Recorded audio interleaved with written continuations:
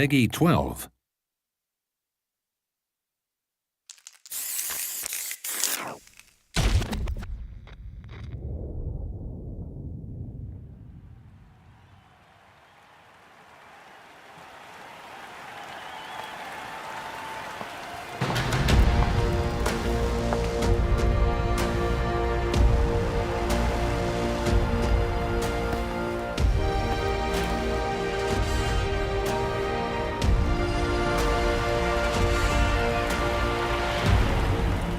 Round one.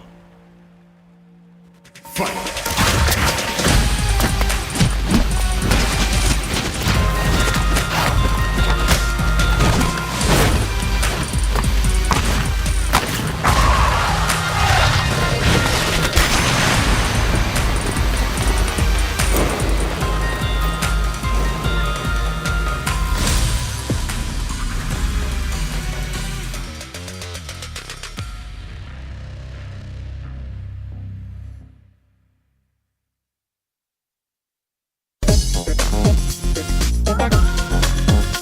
Simple and clean.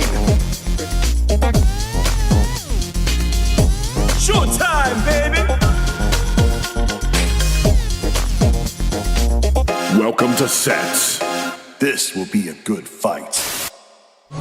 All right, everyone, and welcome back to another episode of Sets here on Capcom Fighters. It's the place to be. We're doing a special this time round. We're not on a Monday.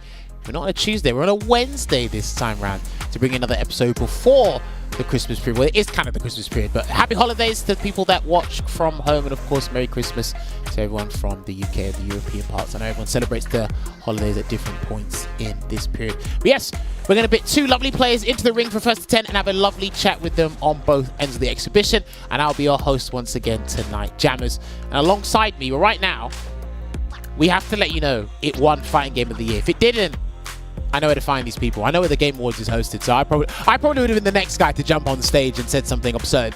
Because when this was awarded, I think we all said a round of applause for Street Fighter 6 has done an amazing job as a product by itself. So it's great that it won Fighting Game Award. It's on a discount.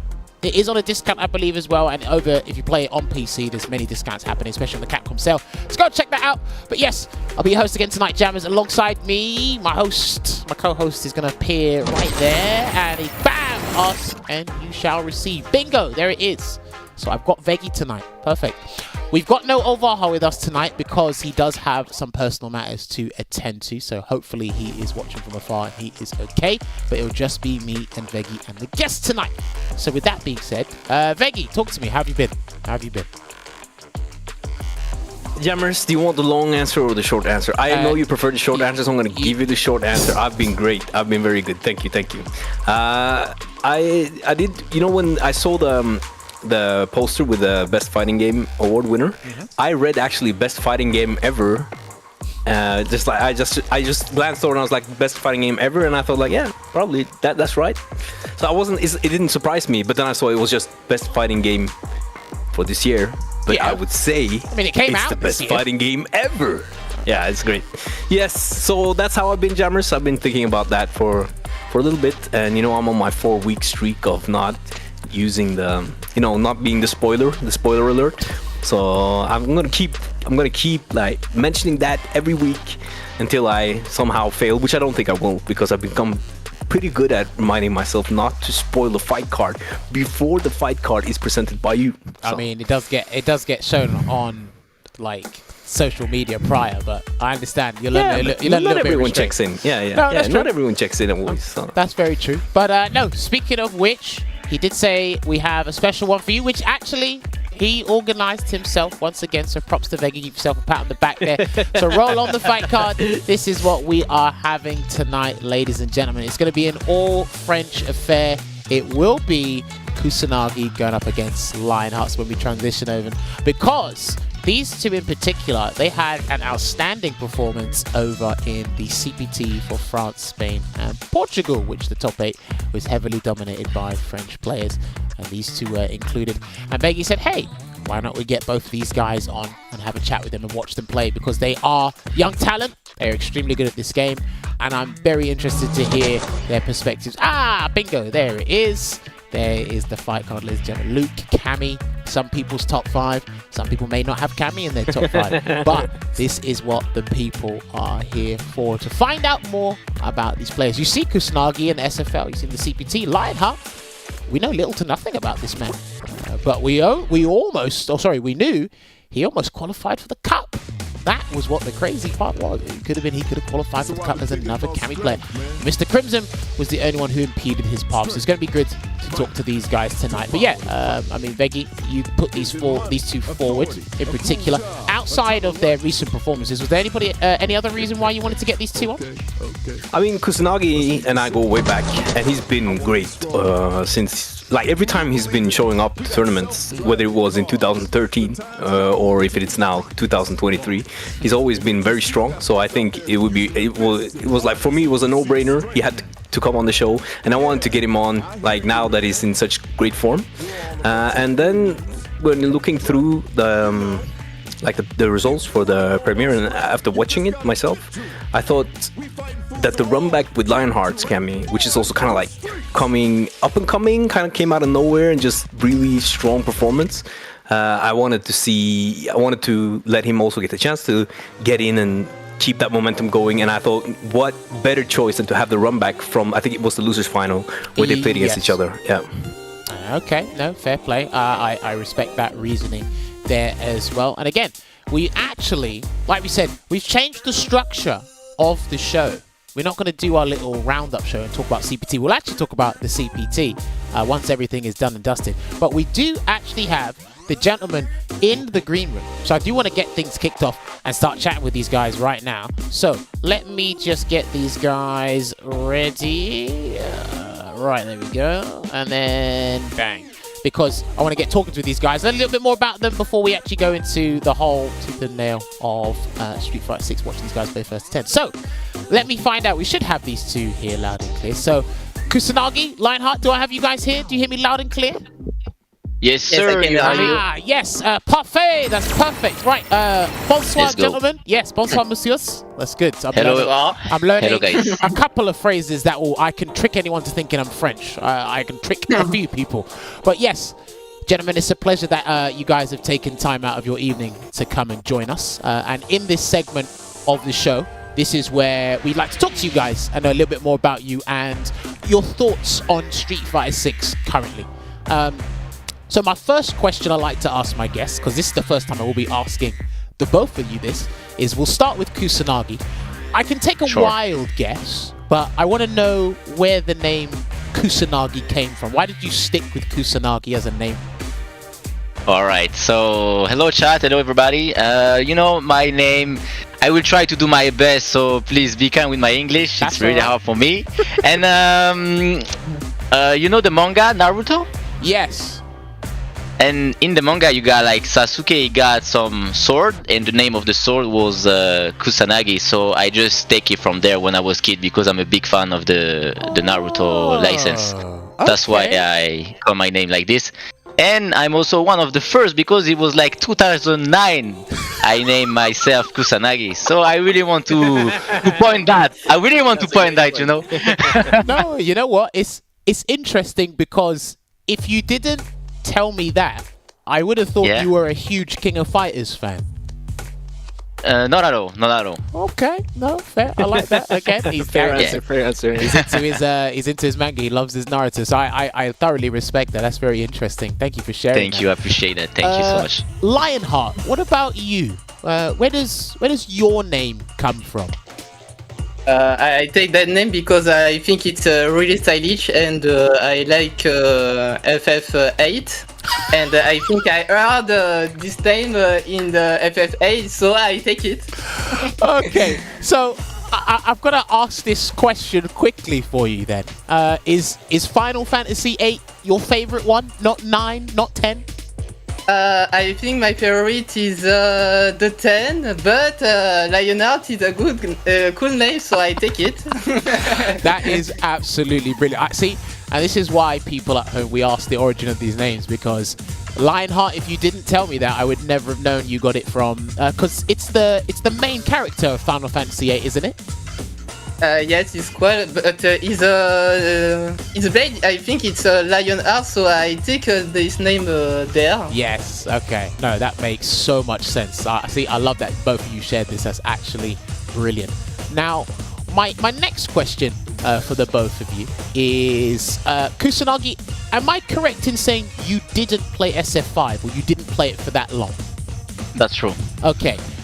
Can I find out why you decided to leave or not play SF5 but come back with SF6? Was there any particular reason?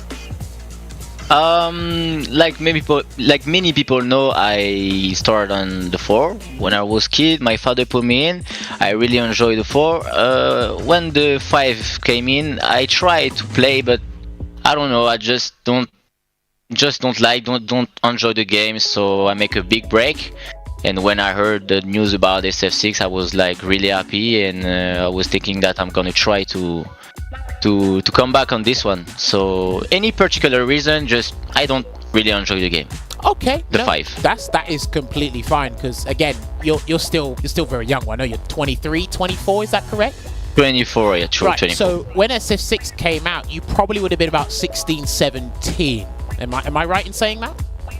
True. Yeah, it's right. true. So at that point, if there's not a game that like captivates you, you just leave.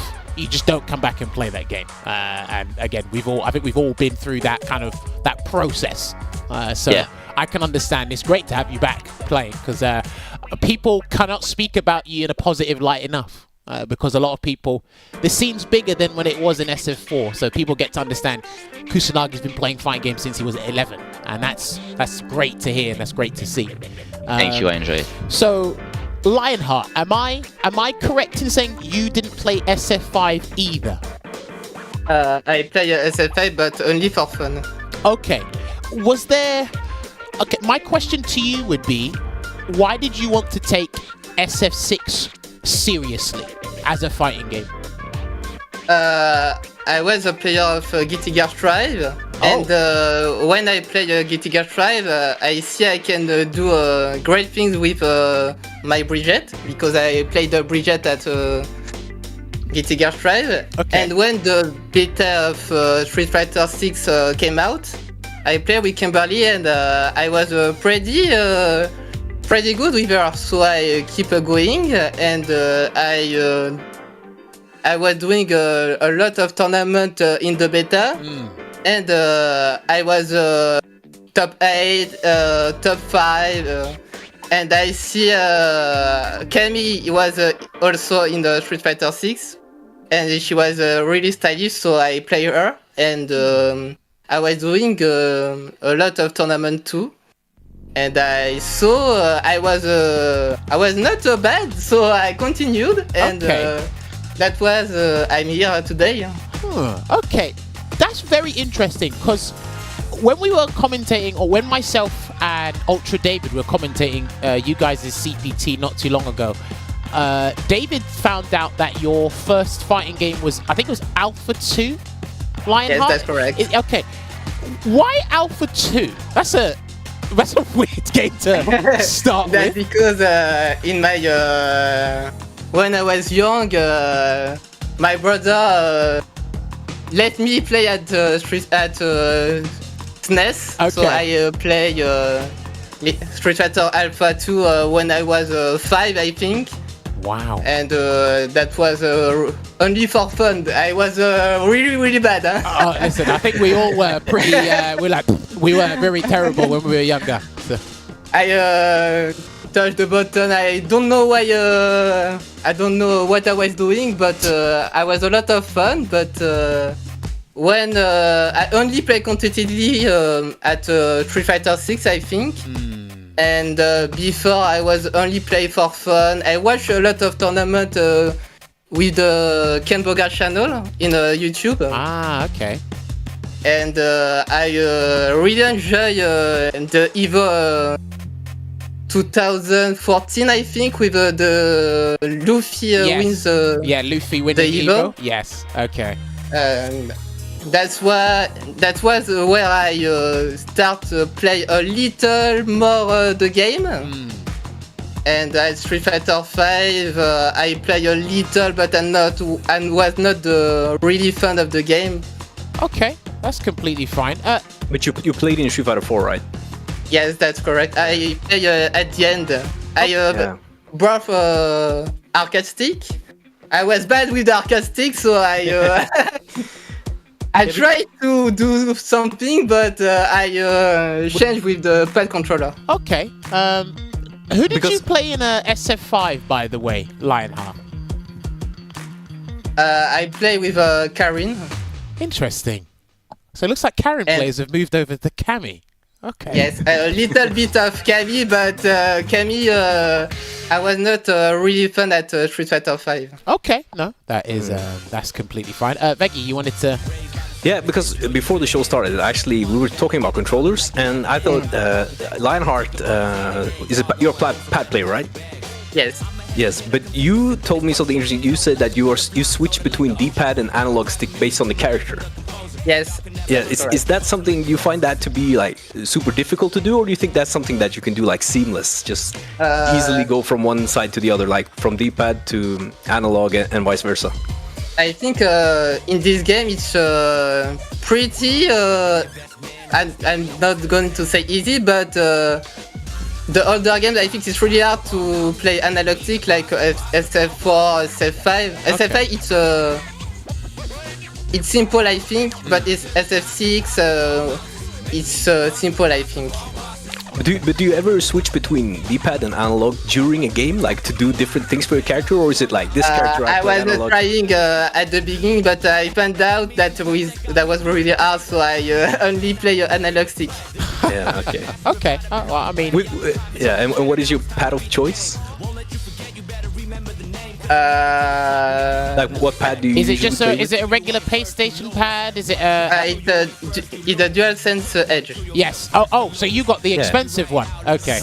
Yes, I was playing with the PS5 pad, but I was not comfortable with, so I changed. Interesting, because I'm actually looking to get that pad myself. I've only seen. Well, you're the second person. The other person I know who has it is a Veggey patch from Spain. Yes. He speaks highly of that pad as well, so I've got two people to kind of confirm that it's a good pad, so I might actually have to pick that up. Yes, it's a really good pad. That's very and I thought it was really interesting because, you know, when people say they're pad players, it's usually the D-pad, right? And sometimes like it's an analog player, but it's the Xbox controller. I think probably the first time I hear about a player who's really good who uses the analog on the PlayStation controller, so that's kind of like a first for me. So I thought that was very cool. Okay. Yes. No, that was that's pretty interesting. Right, now I've got another question for the both of you. We'll get Kusanagi's opinion on this first. Let's go. France is a very dominant region right now. I'd probably argue that France is probably the strongest scene in Europe when it comes to Street Fighter 6 at the moment. In your opinion, who is the best French player right now? For me, I would say that the best player from the result of tournament is Valmaster. Okay. He's the first French player who qualified for the CPG. He's the player who make like the best place on the CPG Paris. He shows us that he can beat like huge player like Mina, like Fudo, like Kawano. So he just make a beautiful run, and I feel like he's really good. And then I would say Crimson. So they are like the both best player at the moment, but it's just a question of time for other players to come and take their places. So you know what? Be careful, guys. Be careful. And I like that you. I like that you brought that up. Right. Let me get LionHeart's opinion on it before I ask my follow-up question. LionHeart, who do you think is the best player in France right now? I think the same. I think it's Valmaster, and the second I think is Crimson. Okay, cool. That's very good to hear. Now, I'm glad that Kusanagi brought up that next point. Is there, let's get Kusanagi first. Are there any players in particular you think people are sleeping on in France? If you want to include yourself, that is completely fine. But do you think anyone in France right now saying more people should know about this player, or do you think there's enough exposure in France right now? In my opinion, I make every tournament. I saw many new faces, new young players.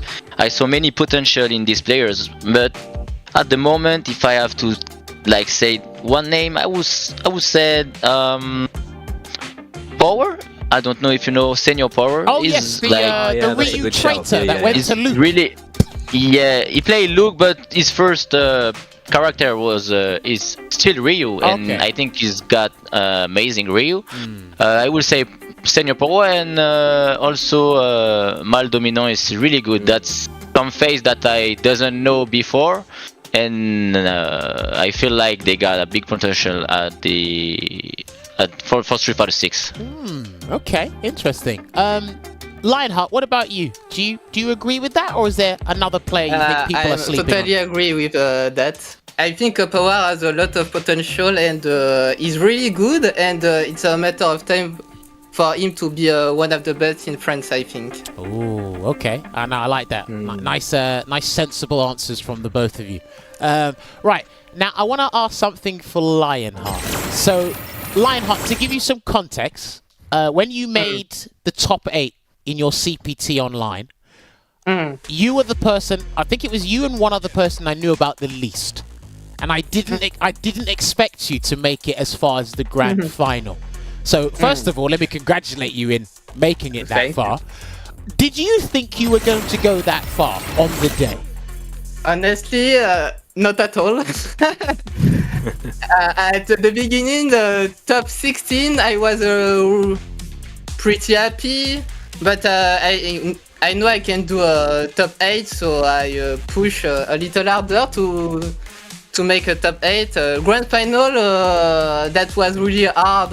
There is a lot of players that are really good at this region, so I did not expect to do a grand final.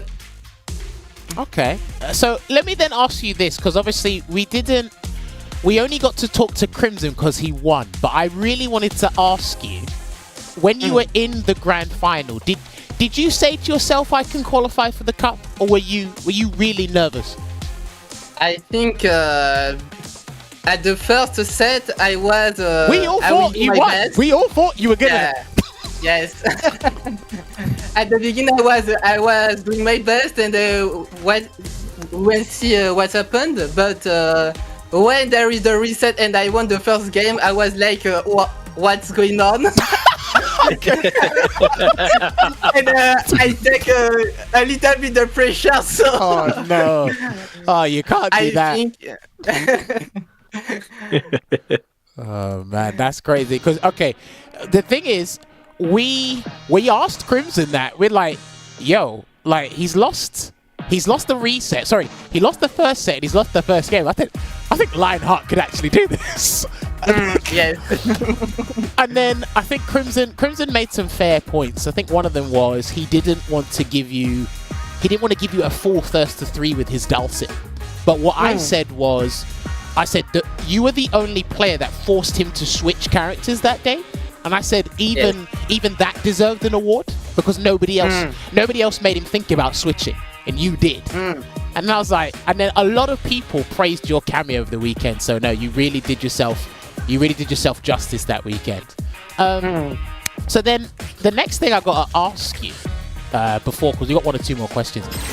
Are you planning to go to the LCQ? Because after a performance like that, you must be still hungry to compete, no? Yes.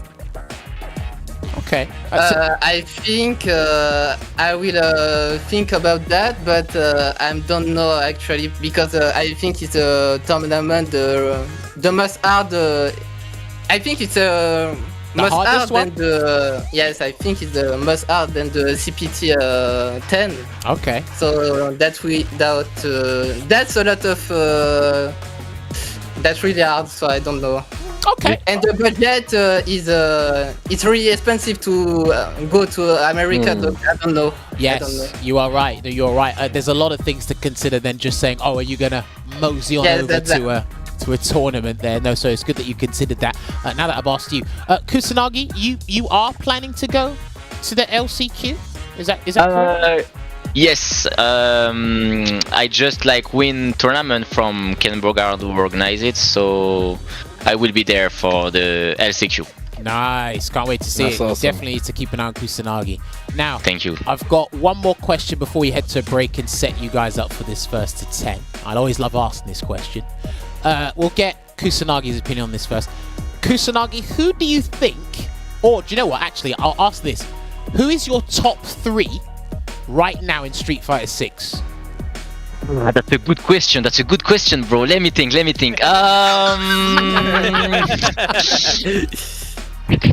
I will say, in my opinion, like for all tournament I make and every character I lose in general, I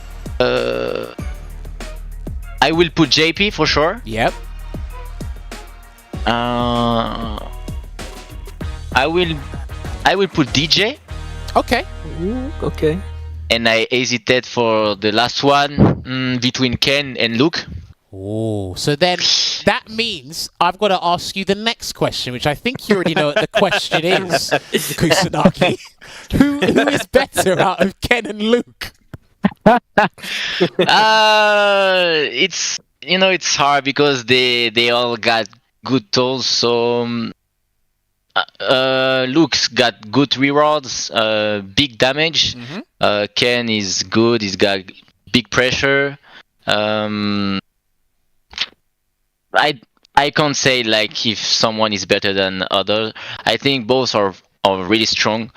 So it's so hard for me to tell you if this character is better or this one is better. It depends how you feel on the day. So if you lose to a Luke mirror, you think Luke's better, but if you lose to Ken, it might be Ken. maybe. But you know what? I will still say that Ken is better because if I take like the biggest tournament Evo, who win the tournament? It's Ken. Okay. So I will say Ken. I will pick up Ken. Okay, so JP, DJ, and Ken for Kusanagi. Okay. Yeah. And then would you then I just need to then hear it. So Luke is then number 4, or is there someone else? Suddenly it's like wait, no, Luke's not number 4. Yeah, I will put behind this 3 character, or maybe I will put like between Ken or Luke. Okay. Fair. Okay. All right. LionHeart, what about you? Who's your top 3 in Street Fighter 6 at the moment? I think it's JP, Luke, and I hesitate between DJ and Ken because I see a lot of DJ doing really well actually. So I don't know. I see the CPT charts with a lot of DJs, so I don't know actually. So I mean, is it not pure coincidence that they happen to be doing well, LionHeart? I don't know. No, I see him in this game, and I think he's playing alone. So okay. Oh, don't worry. I completely understood that. So then, let me ask you this then, LionHeart. Where do you rate Cammy? I rate Cammy pretty highly in this game for many reasons, but you play Cammy. So is Cammy a top 5 character for you or no? I think she's a mid-tier. What? I mean, No, LionHeart, now's not the time to lie. Yo. I don't think she's mid-tier, but all right. I don't want Let me speak. Okay, sorry. No, seriously, I think she's maybe top 6-7. I think. Okay. Okay. Well, okay. What's Cammy's biggest weakness to you then? I think his weakness is a little the damage, but I think she's going well. So I think maybe the pressure in burnout is not really the strongest in this game. I think the level 2 is not the best also, and yeah, I think she's good, but she has not the tool of the top 3, top 5. I think. Okay. I will allow that answer for now. Because I look, I'm not a Cammy specialist. I have to look at things from an objective standpoint. He plays Cammy.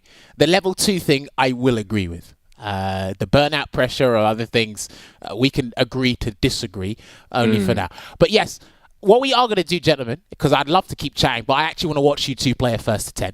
So we are going to take a break, ladies and gentlemen. When we come back, I'm going to get Kusanagi and LionHeart in this lobby for a first to 10 so you can watch them exchange blows and show you why their characters are both top 5. So we'll see you in a couple of minutes. Okay.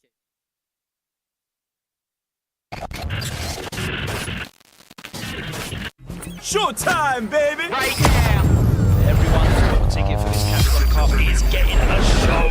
Right Final game, final round! You couldn't write a better story! Get into the ring! God, I'm low. Guard my soul. All of my thoughts be dark like coal. Up to the party, y'all don't want smoke. Energize the body, raise up the yard right now. I'll take on all of you! Right now. Finish goals, I win it all right now. Straight on! Feet on the ground, look around. This corner pressure is where anything will go through. No more games. Time to get serious! Time is now. NRD taking it down defensively against the biggest threat thus far. I used to world at my command. Right now. You want the base? You got the base! Right now. I can't sit down! Show me the replay! Sit down and shut up! Wait a minute. Turn it up. I'm on fire, it's like a creative physics. It's like I was born on the outer limits. Close my eyes, all I see is digits. This how I feel when you get to the commas. That felt good, didn't it? You know, emoji going the distance! Time for the finale. Right now. I've seen a lot of fights in my day, but nothing even come close to this. Wrap this up! Right now. Au revoir. Meaningless effort!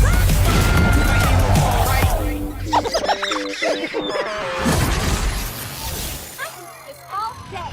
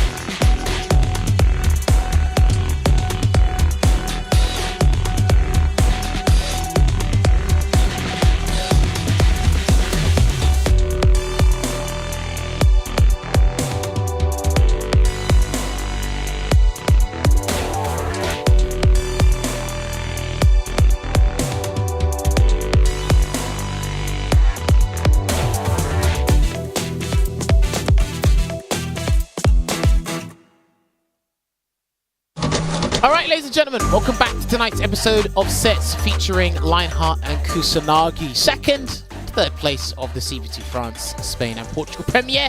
We're getting into the nuts and bolts of it. It's the first to 10.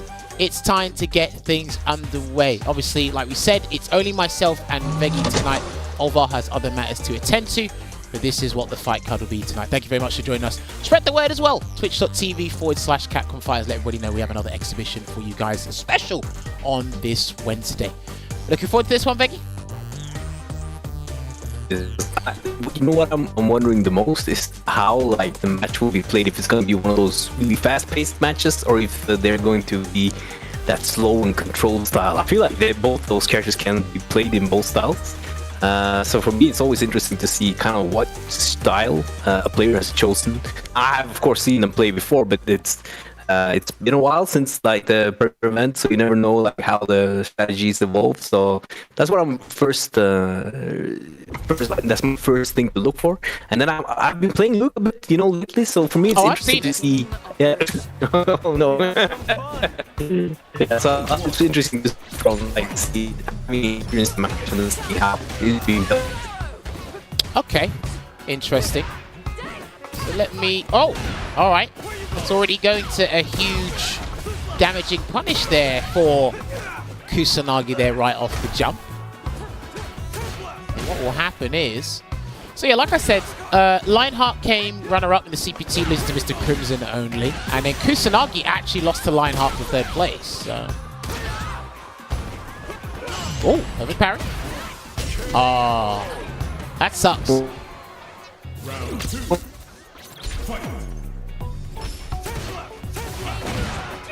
Alright, there we go. Apparently, Veggey, we need to adjust your microphone, so bear with us. There we go. Gets the jump in. Good damage there from Kusanagi. And again, nice and slow. And Veggey did mention this as well, right? So they can either play this past the speed limit or they can slow this down. Like, I think that's just how adaptable Luke can be. I think Cammy has that nice jump fierce, the Hammer of Justice, as Ending Walker calls it. That might be the first game. No, it's not. Right, French up with the Sandblast. And then, is he going to spend? He will. That's the CA, and that will be the round. Because the last part of this super does 10%. There you go. And Kusanagi did tell us this is his color because he likes the fact that this Luke has got black hair, which his hair is just like him. So it makes so much sense. There's a back throw. Taking it down there. I think that was a Sandblast and it came out as an overhead. Hello? It's good? There we go. Hey, Veggey, we got you. Yeah, I'm back. Oh yeah, I had some of the greatest insight, I think, of a lifetime, but now you'll never hear it because I didn't know I was muted and, it happens, so I'll take those secrets with me going forward. Nah, I'm sorry, I don't know what happened, but I hope that the microphone thing is working again right now. Nah, we should be alright. We should be alright. Yeah, that's great. So, one thing I noticed about this matchup is that since Luke has such great normals, and Cammy players often rely on anti-airing with that meaning punch, I wonder how that kind of like works out for Cammy in this matchup, having such strong tools as Luke does. Well, I mean, he's been losing to Jumping Fierce already, LionHeart. Yeah. He got a counter hit crouch, or a counter poke crouch medium punch earlier. I think Cammy has to do a lot of responding to what Luke does.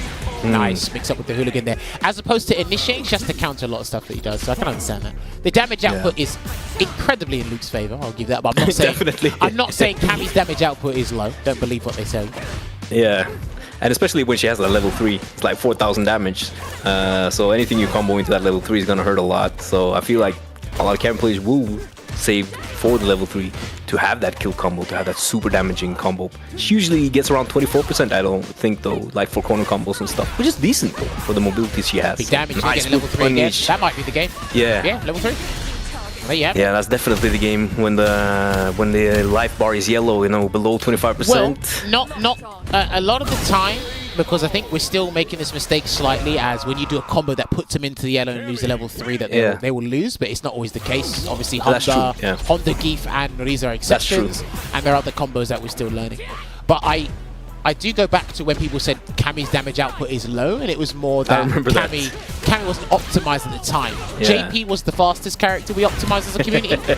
Nice side swap there. Absolutely, yeah. Hooligan again, look at that. And his Hooligan mix-ups, people really praised them over the weekend where he came second place. They were really praising those.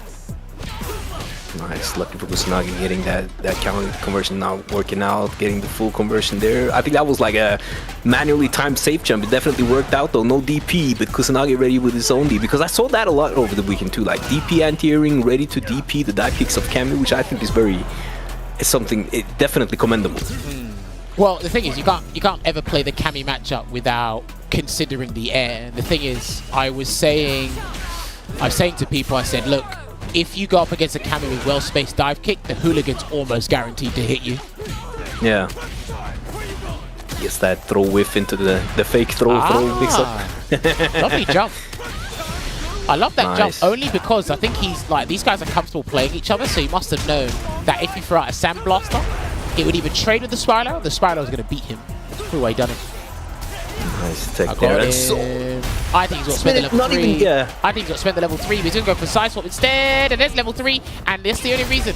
I think it's going to leave Kusanagi with a speck of drive gauge, which allows him to DP. It will allow him to DP, and he did. He wants to burn out on his own terms, and he did not believe that it was coming. You know, it's that mind game, because they might just bait, they might just wait.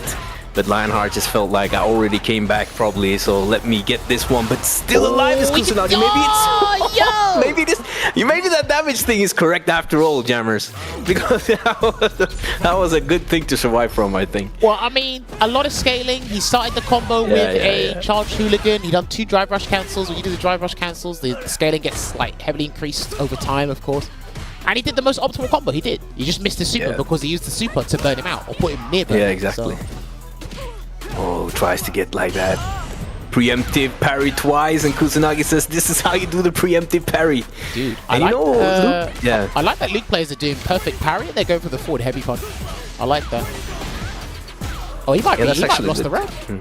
That might be the round. Oh, no, he's still alive. Oh, he's definitely alive. Level 2 maybe would have killed level 1. No, there it is. That was not meaty. Now it's burnouts, both sides. Kind of hard, kind of dangerous for LionHeart. Can get chipped out, but Kusanagi just backdashing out of the throw anyway. That is those situations though that you know that this chip is coming, so they might neutral jump, like forward jump. You don't want to deal with it, so you're just letting your super lay there and wait and try to get out in a different way. And it's such a hard mind game to be a part of on the person close to chip outs. And alright, throwing out that hard kick, malicious intent there. Gets the conversion, but drops the combo unfortunately. Now builds his super art 3, and that was coincidental. It definitely was, but it looked super good. Oh yeah. And I love this with punish combo. I mean, shimmy combo with punish combo, whatever, it's like 33, 34%, and great corner carry only spends 1 bar. They're both burnt out again. Definitely on Kusanagi's side, we might see a wake up critical art. Yeah. And I think it was the fact that he was threatening him, because if he spent the level 3, he would have gone into the final round with no super. That Kusanagi was entitled to do a combo into 40%. So I understand why he just kept doing the throws. Yeah, on his end, it's more like if you do the super, it's an advantage for me. If you don't take the throws and you don't do the super, I just win. So definitely him having the advantage on the risk reward since he had that round up. And that's something to consider always as a defender. What is my opponent thinking? Is he actually okay with losing this round because I lose this bar? There's always these mind games going on between these players. And that's going to be the round. Yeah, he's going to go gyro drive smasher, and he will take this round. That's actually a really good round there from LionHeart. Both walk up stand like kick at the same time. That's how we know that's a good control button. Nice chase down there to heavy spiral straight to the corner here as well. Gets the meaty grab. Nice spacing trap. Kusanagi trying to take his frames back, but gets hit by the standing light kick after the block heavy kick. This is where people have to be highly aware of the situation, right? Because of what the Cammy player does after a blocked roundhouse. It's already taken a drunk of drive gauge off you, and people automatically want to take their turn back. So, oh, that's gonna be the round actually. He's gonna say level 2's bad, and watch level 2 take the round. Watch level 2 take this round. Oh yeah, definitely. Yeah, level it's a good round ender, definitely. Do you know what? Here's the thing, right? I think a lot of it's it's frustrating for the players because you want to have your supers not only combo but have extra utility. But it looks like a lot of the supers only work in combos. I think that's the issue. Oh yeah, so I understand what you mean. Some like Luke has that utility with especially Super 1, right? Yeah, that's got great utility as a combo ender, but some supers are only designed for combos. Yeah, and it's absolutely. like, do I only want it to do that? I'm not sure. So yeah. But then you might have another one like the level 3. Like Cammy's level 3 is one of the best level 3s in the game. But the thing is, it doesn't work full screen because it runs out of invincibility. Oh yeah, like that. Yeah. So it's not as good as it once was in SF5. That's going to be the round there to Kusanagi, getting that light confirm into the light flash knuckle. Choosing not to use the level 2, I think it might have killed, but maybe it was like in the danger zone of not killing, so just trying to end it the other way might be a better play. And now ready for the hooligans. Been hit by that quite a bit now, ready with a jab to stop it. Well, yeah, it looks like delayed jab really beats out hooligan. Yeah, for sure. Yeah, it looks like it does. And then he gets the force knockdown conversion if he's ready. So I love an early jump fierce. This is crazy. That thing's been blowing up LionHeart for a couple of rounds now. Oh, try something with a back heavy punch. I've seen that on clips on Twitter actually beating the hooligan. And no, the spin knuckle, the quick spin knuckle. Yeah. So it might be something that it's just looking out to use. Now again though, LionHeart in the corner, and Kusanagi is so good at mixing up. It almost feels like he always gets the right call when he has the opponent in the corner. And that's, do you know what? It's kind of, I like that you bring that up because, nice, I think that's the heavy uppercut as well. I like that you bring that up only because it's not easy. Setting it up is easy, but maintaining and making the opponent scared all the time in the corner is not easy to do, I think. Oh! Neat was that. That's a big shimmy. Decent damage, still has the corner. Kusanagi backdashing again, it's worked out earlier. LionHeart not deterred, keeps getting those throws in. Nice. Kind of had to do it. Get off me. Nice. Dude, he just knows. And I'm telling you, this is why I think Cammy's one of the stronger characters in the game. That's true. And I was actually arguing this with, I think, both Ultra David and James Chen. Nice, perfect parry. And the yes, he done it. Perfect. More people are starting to do that now. Like we said ages ago. I think you remember when I told you, Veggey. I said, when you flop flash knuckle, just hold the eye. Literally just hold the eye. Yeah, just smash it after the crouching force first, in case they drop it anyway, right? But I agree with you, because characters that can actually answer throw loops with something really damaging, and it's not really hard to do. I think that is such a strength that will probably get to shine the longer the game runs on. Perfect parry. Can he get the back throw? No, he tried to go for a conversion into the side swap instead, I think. And like I said, I've said this time and time again, I would argue Cammy's side switching potential is way better than Ken's. We talk about Ken's in such high regard. I think Cammy's is better than his. Yeah, Cammy's is great at least as well, and that was definitely too high. Nice punish on Kusanagi's side. You know, I like that LionHeart is mixing up also the hooligan dive kick, because you see a lot of Cammys, they do hooligan throw or hooligan the overhead, but also mixing up the dive kick, which is still pretty good, is something that will make the whole mix-up a lot more dangerous. I like to see... Oh, hold on. Yeah, he thought the throw was coming. That's why he done it. That's going to be the round. That's going to be 5-2 here to Kusanagi. But no, just going off of your point, I would say it's more, if you envision Cammy's hooligan as demon flip, then you'll kind of just see it the same way. So yeah. Someone said Ken can side switch and get a full combo from crouch light punch without meter. His is better. Well, if you look how Cammy's... Yeah, but if you look at what Cammy's doing... Okay, here's the thing, right? Ken has to run cancel, and you can drop the run cancel, right? Cammy can do DP, that's an automatic side switch, right? And she can do the target, and she can do the target combo, which is miles easier to do. That's just target combo, heavy hooligan. The side switch happens for you, right? So I'm not saying. I just say Ken's. You can do it with Ken, but there's a possibility you can drop it. Cammy's, I just don't think you can drop it. That's such a good combo, and Kusanagi was still not deterred for the throw. Not ready for that surprise EX dive kick, though. Definitely hitting low enough to be plus as well. And I'll tell you this as well, right? This is why I think Cammy's up there. So as you said before, Veggey, with her dive kick as an anti-throw tool, having an anti-throw tool and a reversal in the same tool set, like, if that's not good, I don't know what is. Yeah, that's true. That's a great point. Remember, and that, as you just mentioned, because you did it on defense. On defense. There you go. So good. Now, it doesn't leave you up close, but that's a DP. No. Ken's doesn't do that. No. That is actually so good. Oh! Press the button. That was such a look at this damage. This is the super. Just stay down. Damn. And I think he could still win this. Yeah, he could still win it. Oh, with that hit and the reset. I promise you, the French are so good at doing this. I watched it all over their CBT. They would just do drive rush cancels into overhead and get everyone. At this point, you should, as you mentioned before, just stop blocking low and just always block standing. Oh, man. Oh, that was a great neutral jump. You know what I like with the neutral jump counter? I kind of feel like it's more damaging, right? You reckon?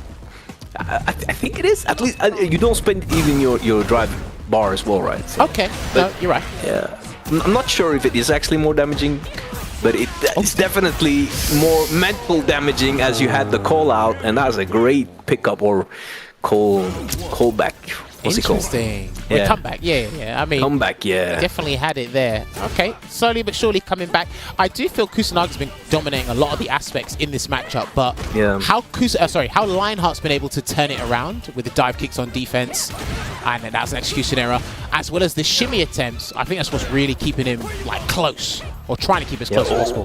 He flopped it on and the dive another kick. execution, another execution error on the dive kick there. We might have to ask him about that.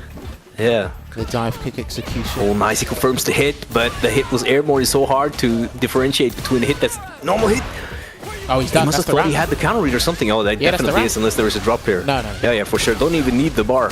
Listen, man. I've been saying this about Guile for ages, right? When you see stand fierce, you know what comes after that. With Luke, when you see crouch fierce, you know what comes after that. Like, yes. There's no two ways about it. He's been so consistent with the dive kick anti-airs, it's crazy. And I think it's really good using that. Is it the heavy one he's using? Because it looks incredibly so. So I'm going to imagine it's the heavy one. Let me find out it's anti-air invulnerability. Because if it is that, it must be deliberate because he's getting the punish counter because it hits so late. So he's also draining a lot of drive bar. It's good that you brought that up because he's always got it. Yeah. Let's see, heavy DP, 9 frames, and it says invincibility against airborne attacks from 1 to 9. So yeah. He could do it last minute. Yeah. Yeah, and then since it is slower, he will get the punish counter, and he's draining, what, 80% of drive bar for it? So it's actually a really good decision to not go for the fast one, since it is invulnerable anyway. That was a very good little thing. So I'll must be intentional, I feel, yeah. Yeah, because light DP's 5 frames, medium and OD are 6, and the heavy one's 9. So yeah, going based on what you said, that's 100% intentional. It has to be. And it probably has more range also for if the dive kick is close, might be a fake dive kick, so kind of maybe covers more. That was the light one with the close jump. Okay. Yeah. So he's switching it up according to range as well. Yeah, he definitely has. Yeah, I mean, he's been DP anti-airing since he was like 9 years old, so he's very good at that. Oh, nice. Crouching heavy punch. Not true to the crouch B kick, but you have to sometimes keep it a little bit untrue. Nice. Meaty standing medium punch into the standing heavy punch. Just peppering away with the pressure. We haven't seen... Oh, nice jump. That was such a good jump out, but it gets punished anyway. Okay. All right. Working it out here. Gets the round there, does LionHeart. And this, again, this was interesting. I love that he told us that when he won the first game in the reset against Crimson, he said, "What's going on?" Yes, he was so with us. That's true humble as well. And you know what? Sometimes I feel players, when they play this game and they think they shouldn't be winning in scenarios or even matches, they say, what the hell's going on? This is not the timeline I'm living in. Yeah. Nice dive kick. Ooh, gets the dive kick on the fireball. I think he's going to have to convert to level 3 in the next hit. I think he's going to have to do it. He might. Oof, that was such a good spacing. I thought he was going to whiff. Nice, ready with the air throw this time. With the perfect parry. No cancel though. Okay, no, he wanted to save it. I think just for this next sequence though. Back throw. No dive kick there from LionHeart. Good block. That's it. Yeah. Do you know what? Because he's seen it. It's because I probably feel he's been hit by that too many times where he's seen it and he understands the situation and he stood up and he's going to get the execution. He's going to make it 6-4, reducing that deficit here is LionHeart. That was really good. No one really blocks that and he would have lost if he didn't. That was a super good, because no one really blocks that in a lot of time. I see people get hit by first the crouch Phoenix kick and then the overhead after because they're trying to jump out. Who used to do that in SF5? I can't remember. Somebody used to do that in SF5 and it like almost always worked. I can't can't remember who used to do it. I don't know who you're talking about, but I know the situation. So It happens all the time. Slow. But I just wanted to point out, I think the full combo into level 3 there with, I think he had 6 drive bars, might have killed even after the perfect parry there. So it wasn't. Yeah, I could see that. Maybe wanted to keep it, as you mentioned earlier, you don't want to go into the last round if you might win without spending it, right? Forward throw. Is he going to burn himself out for a scenario? No, we're punished there. There's a dive kick. There you go. Just weighing it out here. And Kusanagi's only walking away, so he replenished his drive gauge. Yeah, that's the only reason why he's walking away. And he's waiting for the dive kick as well. There. All right, there you go. And you know what? It's unfortunate because when LionHeart jumps, if he wasn't already in recovery, that would have been a full conversion from jab into crouch fear. So I do think the execution, I think we said this during the commentary during the CPT, I think the execution is letting him down in some areas but helping him in others. And it's going to send him halfway across the screen with that level 2. Yeah, I guess to build up some space, maybe get a couple of fireballs to build some drive bar. No, not risking it. I can see it. He's still dropping that dive kick. Yeah, that one might have been because of the drive fight. And there we have it, the greatest buffer of all time. I love it. It's such a good buffer, especially against Cammy, actually. That crouching medium punch. It interacts really well with her crouching medium punch, and I like that slight delayed crouch light kick after the jab. Do you know what's interesting? It's when I watch Chris Wong play this character, and he does like 16 billion crouch medium punches, and it still hits you. Yes. It's that he lets you know it's here and it's not going anywhere. Oh, nice. Yeah. And the back throw though with Luke is you don't really get the Oki going. So sometimes Luke's they just want to go for the other side switch, which is like the medium knuckle into the jump, but it leaves you out of the corner. So it's always a decision to make. Not having that cross cut or autocorrect or whatever that was beautiful. See, what I really like about Kusanagi is he's not afraid. Nice conversion, and he's looking for the stun. Yeah, he's looking for the stun. Too many plus frames on that crouch fears. Yeah, Kusanagi's not afraid to do the uppercut anti-air. I don't think I see him do crouch fierce as an anti-air at all. And that's a good thing because that's an anti-air you never know how long if it's gonna get changed or whatever. Oh, that's just. Well, you know what? That was too good. That was As soon as I'm praising him for not using it, he goes ahead and uses it. Brilliant. Yeah, but I definitely 100% agree with you because the crouching head punch doesn't give you the Oki, right? But the DP does. So if you manage to be consistent with the DP, you actually get rewarded a lot more than you would should you revert to the crouching heavy punch. All right, could be a full conversion here. If he does the whole thing, no, still alive. He'll still be alive after this, just about. But so his only option is to do a level 3 or respect it. Kusanagi has to respect level 3, but LionHeart's only option is the level 3. Yeah. So there you go. What a jump back. And he can't jump. He cannot jump either. And he got him. Yo! That might be it. No, do you know what? I think he has a spec. No, it is. No, I think it's just a spec. Yes. What? Okay, I was right. I'm surprised, but you're right. Why would I even doubt you? Why would I ever doubt you? I don't know why I even doubted you. I knew when I doubt you. No, trust me. Really no, listen. I don't know why I even doubted you. Don't worry, Veggey. I used to be like you. And I couldn't tell at certain points, but when I sat there and figured out how the CAs work by themselves, I said, nah, he's not. He's still alive. I promise you. I can't believe you reacted to that. How much does that in CA? Is it 5,000? No, it does 4,500. I will tell you. I will tell you how it works after. Okay. It's pretty simple. So, oh no! Okay. Nice bait. That's the maximum build, right? Yes. Punish counter throw, 40% super. Sorry, 40% meter. Yeah, should be alright. Is it build also 40% for the so basically, the if you look at your super meter as a number value of 100, 2 punish counter throws and 1 regular throw should build 1 bar. Okay. And now I don't think it builds the same amount for your opponent because you landed the punish counter, not them. Yeah. Because for like Zangief, if you land the EX suplex, both build 50%. So okay. So it might be different for throws. Right, he's looking for that super again, but he needs a conversion this time, LionHeart, and I hope he doesn't drop his dive kick when he goes for one. He has to stay on the ground, and he gets his well-spaced dive kick. That's good. Spacing, yeah. I think he needs to go for the hooligan. He hasn't gone for the hooligan grab in a little while. Yeah, that's true. We haven't actually seen a lot of hooligans since that jab connected on the hooligan. This is gonna be it. Does not need to go for level 3. Level 1 is more than enough. Listen, man. Level 1 with Luke is pretty damn good. Up it's close. Such a versatile super. Yeah, it is. It's probably the versatile super, or one of.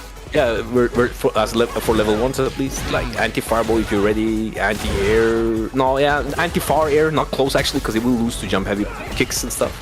And then anti-drive rush, wake up 2, yeah, it's such a good super. I really like that super.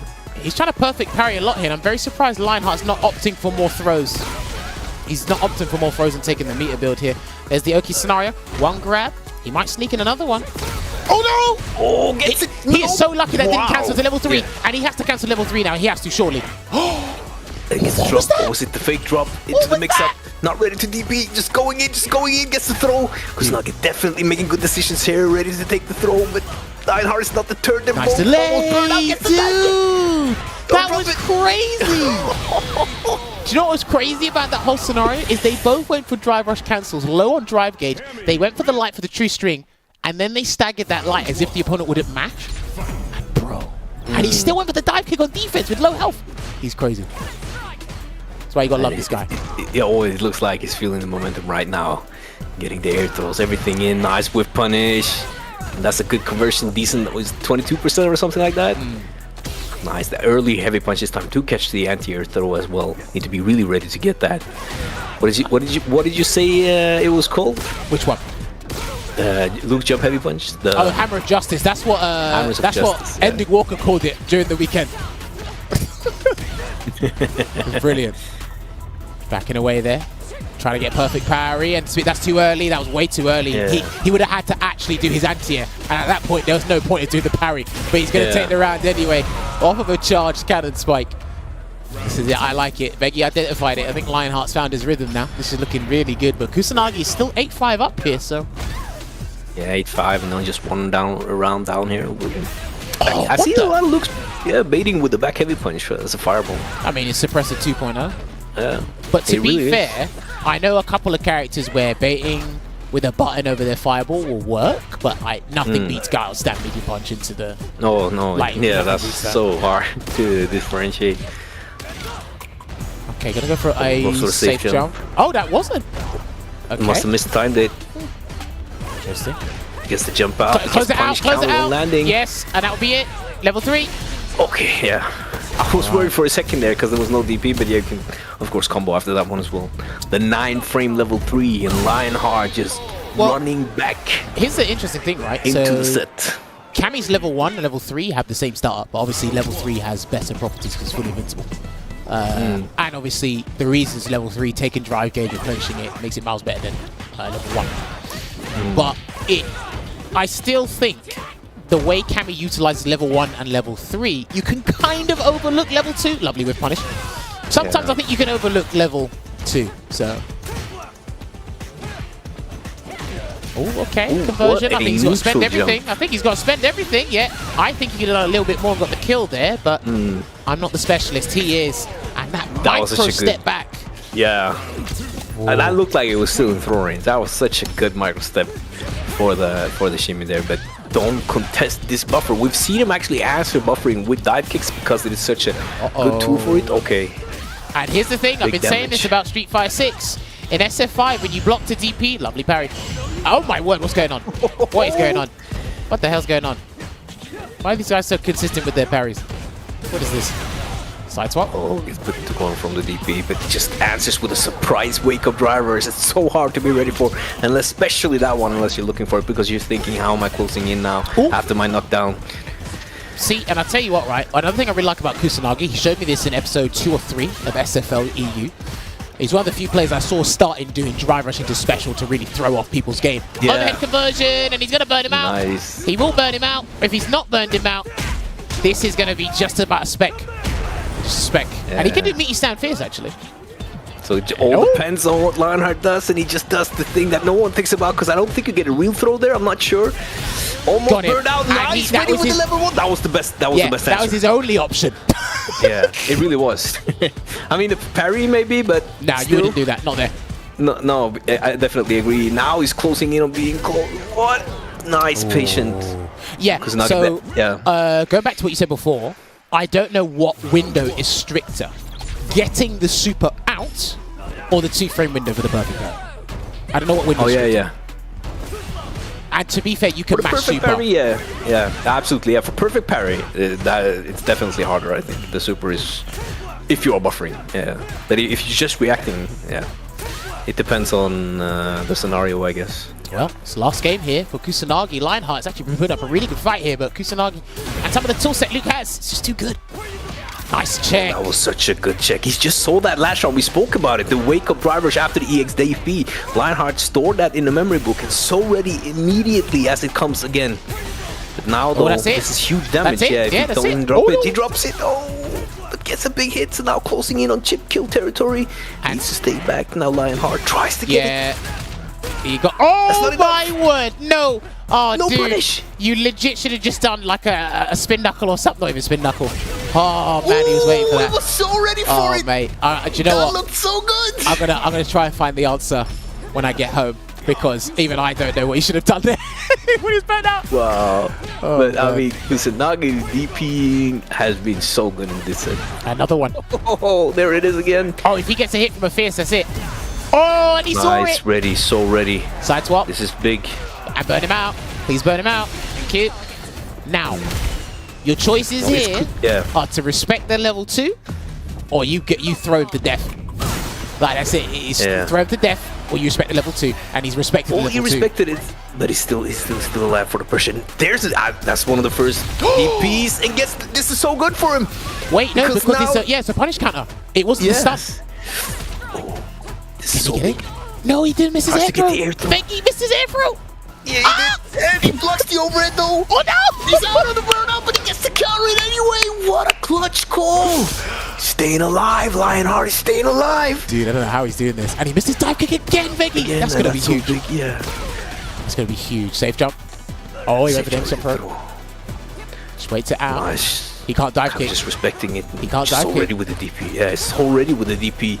Tries to jump after the plus frame, but the fireball was there this time. Nice side switch. Low on drive gauge though. See, that was an easy side swap. That took like no Yeah. effort. Yeah, and it's a really good one too. Gets double counter it. Suddenly back in the round. 3 counter it. Now, crouching media punch is here to save the day. Four. He's dead. But That's it. No, that he's should dead. be dead. Yeah. No, that's he's dead. That's it. It's a Unless wrap. Kusanagi drops this one, he drops it again. What's going on? Veggey, you're the worst.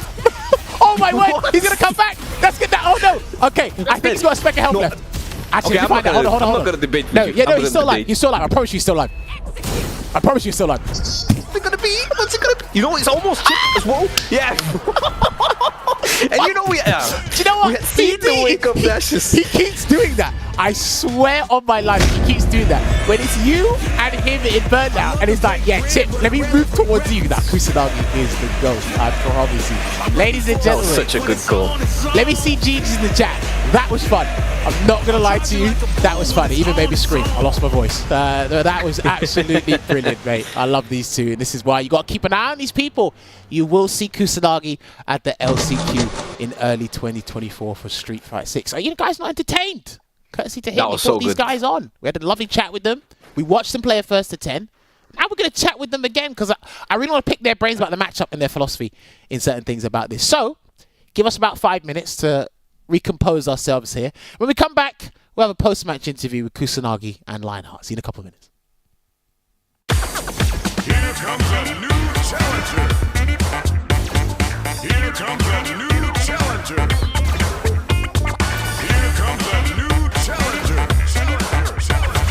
Here comes a new challenger.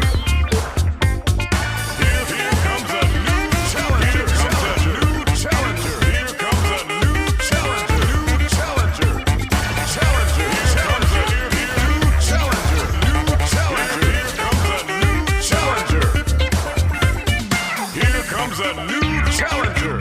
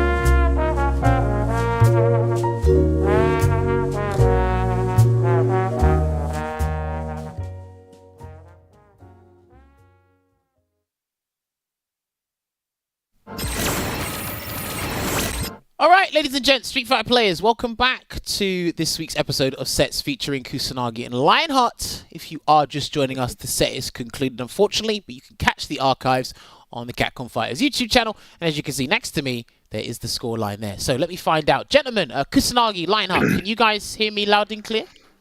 Yes, sir. Yes. Perfect. All right, so Kusanagi, congratulations to you for winning that set there. I love that. Thank you. But listen, both of you put on a really good show. I thought LionHeart was slowly creeping up back into that set there. It was getting really entertaining, especially at the end. So my first thing I want to ask is for Kusanagi. What's your philosophy, or what's your mindset going into the Kami matchup specifically? Against Kami, I think it's like a little bit difficult. You got to think a lot about many things because she's one of the only character that got dive kick, so you can't put some how do I say that? I can't make like I have to be careful of the whiff punish of the dive kick, you know. So you can't just like play too comfortably on the ground. You got exactly. That's why I'm trying to find exactly. And you gotta. I think you have to improve your defense against Kami a lot. Okay. And I think also that the matchup is equal, but it's still a little bit hard for Luke. So is I think one of the hard matchup for Luke, even if it's still equal about every matchup. But I think Kami, for me, it's a little bit hard. So I gotta focus on many things. Okay, interesting. But can I just ask quickly, since we're talking about like how you approach the matchup, what do you change a lot what you're looking for, or is there like one or two things in specific that you always look to do in that matchup? I try to, in the footsies, I try to be very solid. I tried also to waiting for the dive kick, but in the set, LionHeart doesn't make like a lot because some players Kami got different playstyles, so you got to adapt about that. And I try to be very patient, to be very solid, and when I put my opponent in the corner, I try to kill him. That's the way I see the matchup against Kami. Okay. So me and Veggey couldn't quite figure out when you were anti-airing. I think you got some of the best DP anti-airs in the whole scene, by the way, Kusanagi. I will say that with my heart. Thank you. We didn't know what version you were using against the dive kick. Was that the heavy version you were using?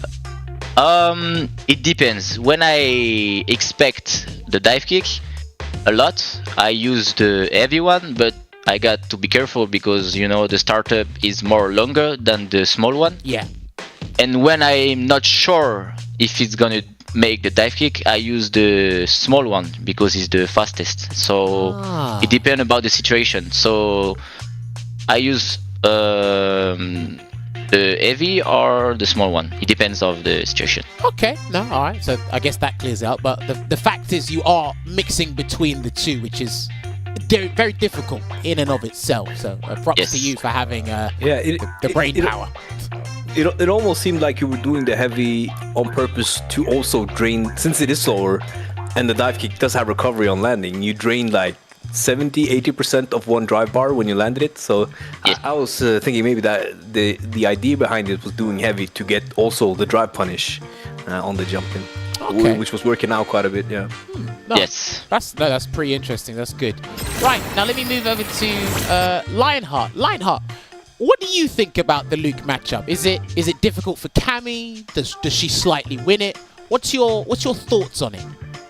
I think the matchup is 5-5. I think she has a good tool against Luke. I think EX Pinnacle is very good against his projectile, but his projectile is really fast, so it's a little bit difficult to react. Okay. And I think Luke has a great DP, so it's hard to move in the air if the opponent has a good DP. So I think in the neutral, she's doing fine. I think she has the LK. that's very nice against Luke, I think, because the crouch MP of Luke is really hard to with punish with crouch MK or crouch MP, and okay. LK is a 5-frame startup, so it's really good against him. Okay. All right. No, And, that's interesting. Oh no, please continue.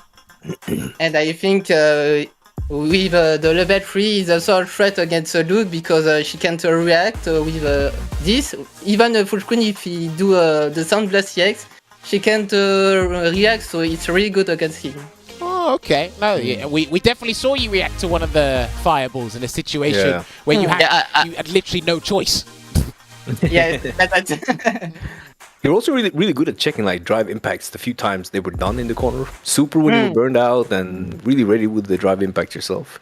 But do you, because sometimes to me it looked like you were, when you saw Kusanagi buffering with crash medium punch, you would like go in for a dive kick. Is that like an answer Kami has to the crash medium punch, trying to predict it and get a dive kick on it? Or is that more, did it just happen that way? Yes, I think when Luke doing crouch MP, I think most of Luke can do again, so he can do dive kick and counter him doing that. So it's really good against him, I think. Okay. No, this is again. It's the fact that it's an even matchup, and we hear the pros and cons from both players is very interesting. So it makes it much easier to talk about this when I'm on commentary. LionHeart, one thing I gotta commend you for, or really like praise you for, is when to do dive kick on defense. Now, one of the reasons, and I love that you've done it so often, because you proved my point even more. One of the reasons I think Kami is incredibly strong is she's got the anti-throw tool and an invincible DP in the same toolkit. So you don't have to DP to get out of the corner. And that's true. most of the time you did the dive kick on defense, it worked. And I'm pretty sure both of you can agree that when you think you're going to get thrown, do the other option. Don't do the DP, just do the other option. So my question to you, LionHeart, here is, when you do the dive kick on defense, especially the regular version, because you had some pretty good success with the regular version, are you confident that your opponent's going to throw you, or are you just like, okay, I'm just going to hold up and hope for the best? What's the thought process there? I'm pretty confident, but I also checking a lot because with the punish that can be really bad for me.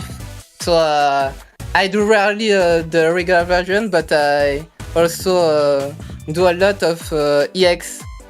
When I think I have no more gauge or bar of the drive, I do regular to not put me at a bad situation.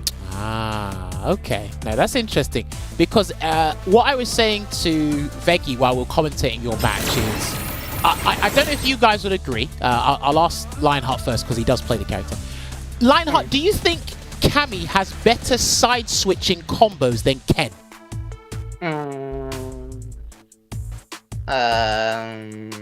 Or should I say side switching potential? Yeah, that's a better question, I think. I think they are equal, I think. Wow. Okay. I think she has a really good side switch.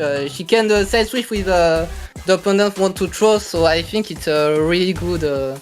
She's really good to side switch, and Ken is also good. But Ken, I think he can side switch with light, so I think Ken is potentially better, I think. Here's my reasoning. So with Ken, you've got to do level 1, or you have to parry.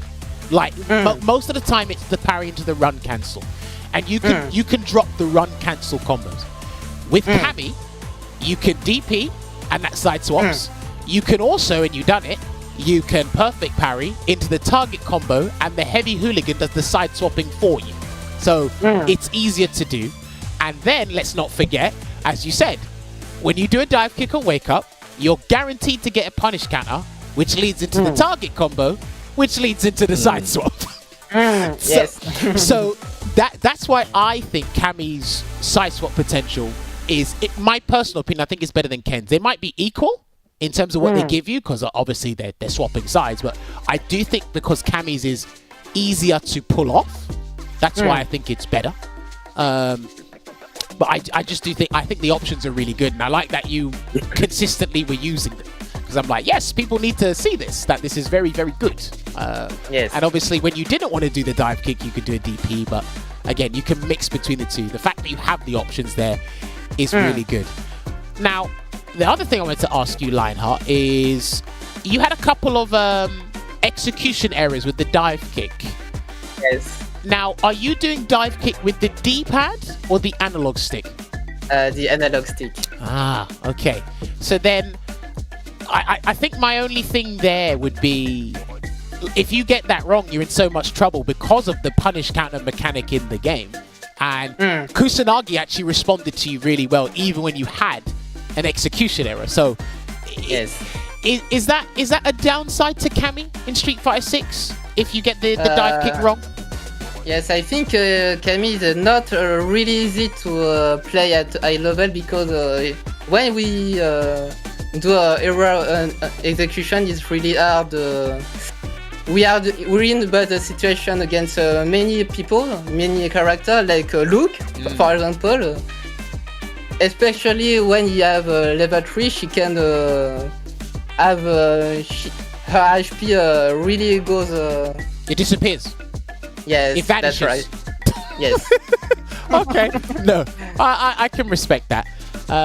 Now, going back to Kusanagi, there's one thing I wanted to ask you particularly that you were really good at doing. I've noticed, I think you did it in the CPT, and you've done it again today in the very last set. You and your opponent are in burnout, and you're not afraid to move forward and really risk it all. Can you walk me through that thought process there? When you can lose, but they can also lose as well. Why do you move forward instead of being afraid? It depends on the situation, but I know that my opponent generally, when he's in burnout, is like a little bit scary, so he's gonna back up in the corners. That's why I always push forward my opponent, and I also try to use Sunblast, because I know that life can gone when he's in burnout, and when I see that he's comfortable with the Sunblast, I use the Drive Impact at the good moment. So this is my strategy when my opponent is in burnout. Interesting. So you basically make them sit still for a while and then go, right, I've got you now. Like, I've got you with the Drive Impact, and this should be almost guaranteed to work. Is that right? Exactly. Oh, okay. No, that's really interesting. I like that. Veggey, you got anything you want to? Okay. I really want to ask, because I've been playing Luke a little bit for the last few weeks, last couple of weeks or 2 weeks, and I wonder, why do Luke players go for the medium perfect knuckle, light perfect knuckle, run shoulder pressure instead of the medium perfect parry into run shoulder? If you know what I mean, I can try to word it differently if that's I understand the first one, but the second one you told me, like, can you repeat, please, bro? Yeah, so the combo that most Luke players do is that you go into the medium perfect knuckle, light perfect knuckle, and then to get the Oki you do run shoulder with, right? Yeah. But so I'm wondering, why do Luke players usually go for that combo instead of medium perfect knuckle into just run shoulder on hit, because it does more damage and both give Oki. Okay. Yeah. I never understood that. Yeah. I think that the Oki is not the same, because when you did it like perfect, medium perfect knuckle, small perfect knuckle, the Oki is like you're really close to your opponent. When you did it like the other situation, you're not close at all. You're not as close, so it's more risky. The Oki is not. But do you not get a throw there? Yeah, you can throw, but I feel like it's more safe to do the other Oki. It's more comfortable for Luke in general. That's why most of Luke use this one. Interesting. Do you know what, Veggey? But- You might have to ask that question to another Luke player the next time we get them on. 'Cause Yeah, just to see. They might have a different answer to what Kusanagi's saying. Yeah, because I do think you get the throw after a run shoulder on hit as well. Yeah, you you can't get- be interrupted, and you also get- yeah, and you also get the ability to shimmy without backdashing, right? So I was just wondering because it does like it's basically nothing. It's like 20 more damage. I always thought it was because you got more damage from it, but when I checked it myself, there's actually more damage from doing the medium into the light run. But yeah, you are a little bit further out, so. It's interesting because I see all Lukes do it, so I was just wondering if you had like a clear answer. But as you're saying, it's the Oki, so a little bit better, a little bit closer. Oh, Is that yeah. that's what? Yeah. Okay, no, I definitely like that there. Right, now I've got a couple more questions for you guys before we close out this interview phase, you guys. 'Cause it's been great talking to you. It's been great talking to you both. Really good, yeah. The first thing I want to ask is, let's get LionHeart's opinion on this first. LionHeart, do you communicate with many French players in the community? Because I know some of the players talk to each other via Discord. But do you chat to many of the French community, or do you just bump into them online and just play them? I talk a little bit with the community. I talk a little bit with Akainu, a little bit with Allmaster, a little bit with Kusanagi also, and even Crimson, and that's really good. I also learn a lot of them, so that's really good for me. Okay, and do they, when you have, let's say you have an issue with a matchup or you want a different perspective, have they just been, are those the guys that you go to all the time and they've always helped you?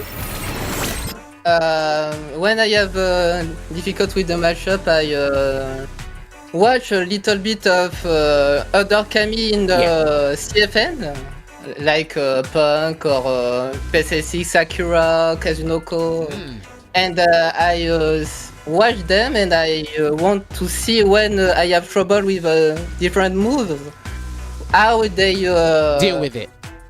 Yes, Yeah. exactly. Okay, no, I like that. Kusanagi, what about you? Because I know you chat with a fair number of people in this scene. Do you guys have like regular meetups on Discord or something, or do you guys just chat whenever there's a tournament on or something?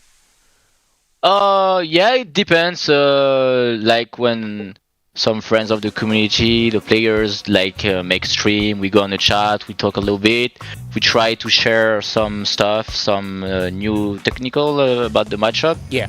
So yeah, we share everybody together to trying to ground and be better. So Okay. I think it's important. Yeah, the reason I ask both of you is especially when I see Crimson stream. I think it's Crimson where I see it the most. I think Valmaster does it as well. I always see a lot of you watching the tournament footage, discussing, and it seems to be like a real regular thing. Do you think? I'll ask this to Kusanagi. Do you think more communities should be doing that? Like, just when a tournament's on, let's just get a Discord call, let's watch, let's have a laugh, and let's analyze the game and get better? Because I think the French do it really well. Yeah, I think it's really important to make these things, because if you take, for example, for me, I think the best level right now is in Japan, and they all share together to be better. So you can't like stay in your house to be alone and try to be the best. You gotta share with everybody, and it's a good thing to improve all together, because we learn, and then it's good for big tournament and to deal with it. Yeah, no, I love that answer. Lionheart, what about you? Do you think more people should be getting together on Discord, or just chatting in general about the game, or they should just go about their day? Yes, I think it's better for everyone into the community. We can share a lot of learning. I don't know how to say. Lots of knowledge? Yes, I think. And I think Japan is doing really well with it. So the French doing well so, but I think Japan are the best country to share the knowledge, the matchup knowledge, etc., etc. Okay, no, I like that. I definitely agree with that here. Right, Veggey, have you got anything else you want to ask before I hit them with my last question? I think you can hit them with Le Final. All right, cool. So, gentlemen, I like to ask this question a little bit more now. And I think, Kusanagi, you did. LionHeart, did you go to UFA this year? Yes. Good. At the beginning, I was into the loser at the first round. Oh, wow. So you really had to fight tooth and nail to Yeah, keep because playing. I was sick at the beginning of the UFA, so I arrived a little late. So That was unfortunate. That was Yes. really unfortunate. So, my question to the both of you is, because you've both experienced this from start to finish, do you think Street Fighter 6 should be first to 3 from the beginning of the tournament until the end? Kusanagi, you first. For my part, it's absolutely yes, a big yes, because this game is amazing, and there is so many things you have to be ready for, and I think first to 2 is a little bit too more random. Like, you're not gonna play your play style normally when you play usually at home or free player, etc., because you feel like more stressful, like one mistake and then you can change all your game plans. So first to 3 for me is a lot much better than first to 2, even it's like one match is more. I hope they gonna fix it, because UFA was just amazing with FT3. Because of that, I make the top 8, I think. So I'm really happy for that. Okay. Let me ask you this then, Kusanagi, before I go on to LionHeart. Would you be okay with the idea if it was still first to 2, but it was 3 rounds to win instead of 2 rounds to win? Would that make a difference? No, I don't feel comfortable with this, because Street Fighter is still 3 rounds. So if it's gonna put like 5 rounds, it's gonna be, I don't know. Don't feel comfortable with this idea. Okay, interesting. No, I like your honest opinion there. LionHeart, what about you? Do you think tournaments should be first to 3 from the beginning until the end, or should we try and do first to 2 but with 3 rounds to win? I think FT3 is really good, and also I don't. No, FT2 is too random, I think, because there are too many random things in this game, I think, actually, and FT3 is less random than FT3, I think, in this game, and this game can be really fast. We can do EXDP and lose the round because the open 3 did, so I think FT3 is really good. FT3, you do example. When you do a show against JP in the corner, you do amnesia, and you lose 4,000 because you want to show. I don't think it's really fair. So I think FT3 is really good. FT2, you don't want to show JP. Don't. I think we all share that same feeling. I think we can all agree. I think FT2 advantage JP, I think so. Okay. No, that's interesting. No, I like that. Honestly, I love these answers from you guys. All right, you know what, guys? I'd really love to talk to you more, but we do have to move on with this show. But yeah, no, it's been great talking to you. If we can get their social medias on the screen right now, because I want people to know where they can find these guys, because they do have Twitter accounts and they do play this game rigorously. And you can follow them on CFN and watch their replays as well. But yes, gentlemen, it's been a pleasure talking to you. Kusanagi, you first. Is there anyone you want to thank? Anyone you want to shout out? Last word is yours. Yeah, sure. So I want to shout out my dad, biggest fan. He's always behind me. So shout out to my dad, Genki. Dragon Games, you will know. Shout out to my parent Laurent, always good advice. To my boy Evoriu, and every players who always send positive message. Everybody, the community, fighting game is amazing. So thank you guys, and enjoy your journey, and let's keep practice the game. Thank you for the invitation. Thank you, everybody. Perfect. LionHeart, what about you? Any last words? Do you want to admit Cammy's a great character now? It's your chance. Shout out to all my family, my brother, my family, my friends, always support me. I want to thanks really much. They help me a lot. So thanks. I want to thanks them. And shout out to the community. And thanks for the show. Hey, no worries. Thank you very That's much, great. both of you, for coming on. It's a pleasure talking to you both. Thank you so much, both of you. So Yeah, that's great. that was great. All right, so Thank you so much. Kusanagi, LionHeart, when you are ready, you guys can leave the Discord call and enjoy the rest of your day, because I think there's like an hour and a half. No, there's half an hour for you guys until it's the next day. So enjoy the rest of your night and enjoy the holidays, because it is the Christmas period. Yes, thank you so much for the invitation. Thank you so much, guys. Merry Christmas. Enjoy the Merry- holidays. Yeah. Thank you so much. All right. So, you know, I've got to say, those guys are really good. Oh. They're really good. Because just in general, what they do, how they look to improve, I think the acknowledgement of the scene and other people around, I think that's what's really good about it. And they're still young as well. So, Yeah, and the positive like attitude towards the game and competing was just really good. So I'm really happy we got to put them up against each other, and they actually we've had like a few sets have been very like one-sided, but this one is like back to that more very close game. Well, so I think it's good that you bring that up, because both of the players said it. It's like, okay, this is the first to 10, so there's a little bit more time to flesh things out and understand the skill level between two players, where elements are sort of uncontrollable and where they can control certain things. So it's interesting, and I probably might start asking people more about the first to 3 thing, because again, I remember when we spoke to Zaffarino at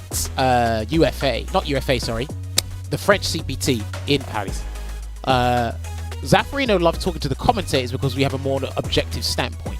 And the players, again, they're not always wrong. They come from a passionate place. It's like, right, please make this festival, please make this festival. It's like, okay.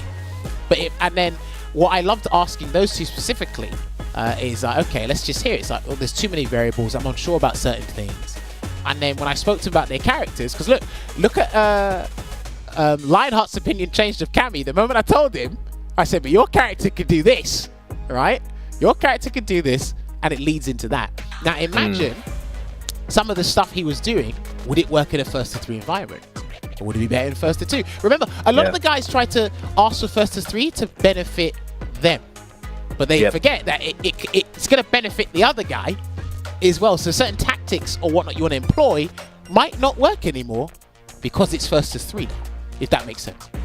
It makes a lot of sense, because it is interesting, as you're saying, that since both players want the first to 3, it means that they both will benefit from it being longer, because they can then establish more of the dominance in their game plan or whatever.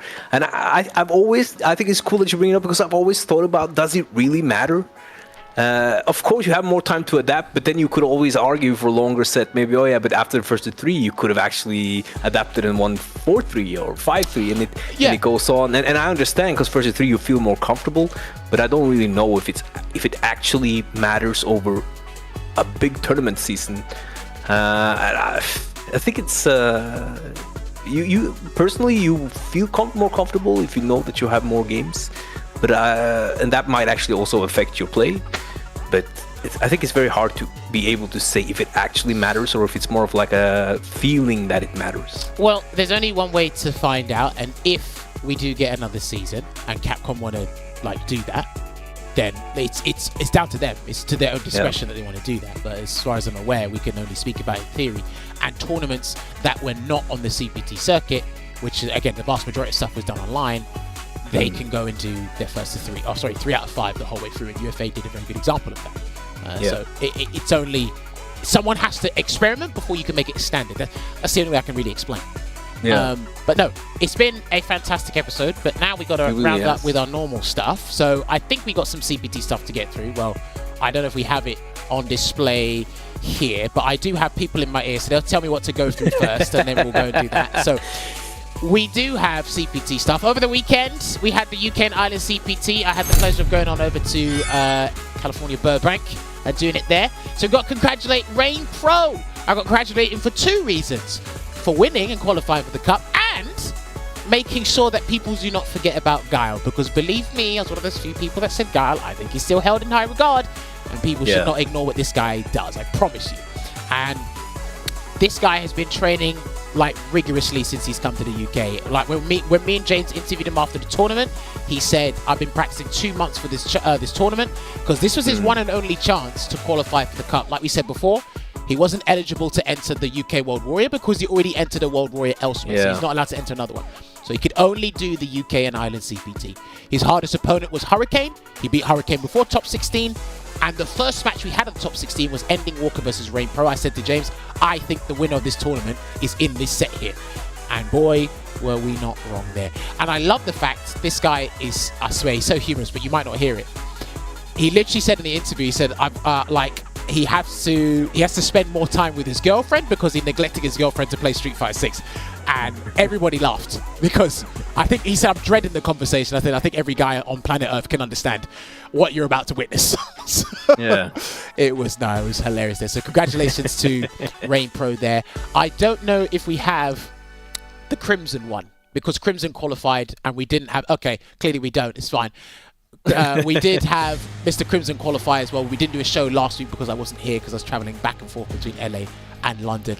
But yes, do not forget the tickets. I think the gold version of the tickets are sold out, or the VIP tickets of Capcom Cup 10 are sold out. But you can still buy tickets to come and join us for the Capcom Cup. February 21st to 25th. Before that, it will be the LCQ. You hear the players talking about it. They're saying the LCQ might be the hardest tournament. Well, the hardest tournament will lead to the biggest prize pool. So come on, join us there. Capcom.us/CupX tickets there.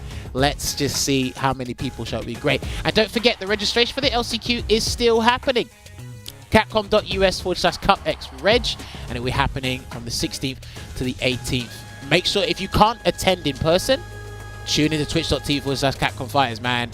It's the first, I'm hoping we'll get more, but it is the first, probably only $1 million prize pool or $2 million prize pool we'll get.